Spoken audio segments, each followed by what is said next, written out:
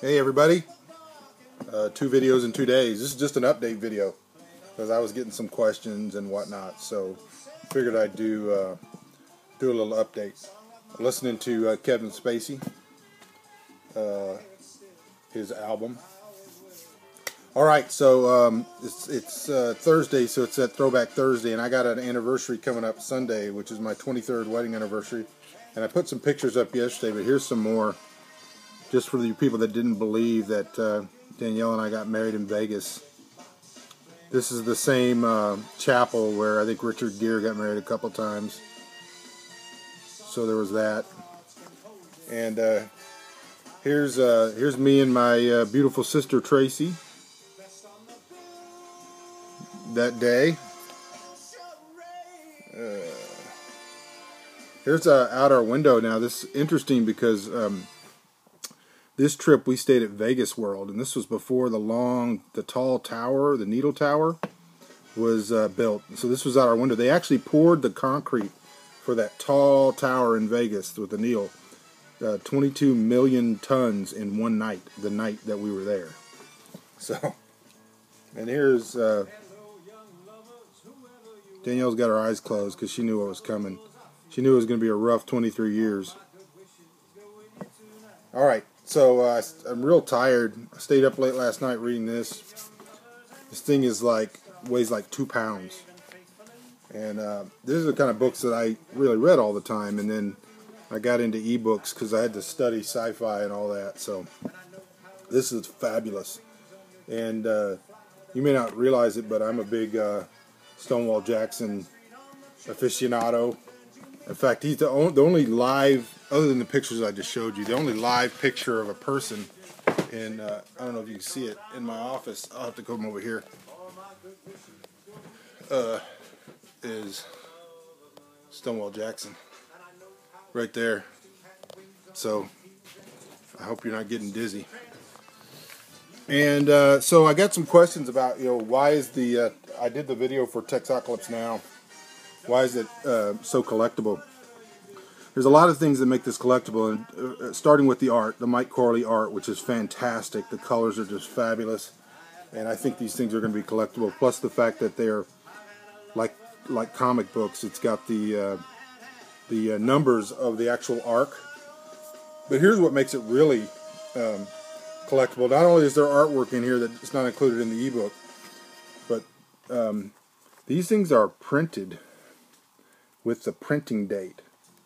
So if we do a run on the first day, which I'm going to put in the first order, if we do a run, let's say I order 50 books on the first day, there will be, this is a proof, so this one says 12 February 2000, it'll actually have the day that it was run. So it's not only a first edition, but it's actually numbered as into the day that it was printed. So it says, first edition, and it's got the maps and stuff that are not in the ebook. It'll be signed. It's got that on there, and it's also got the date that it was printed. So that's why it's a collectible to get a first day printing of a book like this, especially in a world like Apocalypse Weird, which is so ambitious. It could, this thing could, it could fizzle. It could die. Maybe it's before its time, or it could take off, and you could be watching these movies.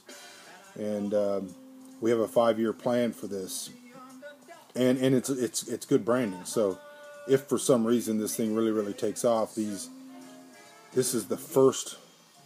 Red King was proofed first, but it was not one of the launch books. It was a pre-launch book. So this is actually the first launch book in print, and the first day printing would make it. That's the way I'm looking at it. Alright, so what else is going on? Oh, Brother Frankenstein. A lot of people asking about ARCs, advanced reader copies for Brother Frankenstein. I put out a email to my email list, so you need to be on my email list. Go to michaelbunker.com/newsletter and make sure you're on my email list. But if you're on my email list and you do a review of Texocalypse Now before launch on Monday, then you are going to get the opportunity to get a advanced reader copy for free of Brother Frankenstein. The thing that's up in the air on Brother Frankenstein is whether or not or how it's going to be published, because it's still in edit right now. My agent has a copy of it and it's reading it, and we have a publisher or two so far that have asked to read it. And so I'm planning right now. I'm pushing ahead. I have every intention of self-publishing this because I think it's going to be huge. The feedback and the buzz is 10 times or 20 times what it was for Pennsylvania before the omnibus came out. So I have every intention of just moving forward with self-publishing, but there is this option. So the agent is going to sound some people out about it, and so I just don't know how it's going to be published yet. And as soon as I know, you'll know. But I'm still moving forward with everything else I'm doing. I'm writing a short story right now for a new anthology by David Gatewood, and I'm going to be starting on on Oklahoma. I've actually started on it. I'm going to be working on Oklahoma over the next month or two. So that's what's going on with me. Just want to give everybody an update. My eyes are bloodshot, and I've stayed up all night reading about Stonewall Jackson. And hope to see some of you in San Antonio tomorrow. My wife and I will be in San Antonio at the Courtyard by Marriott SeaWorld.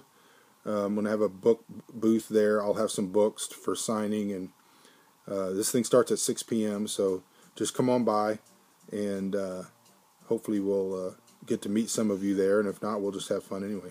San Antonio. All right. Bye.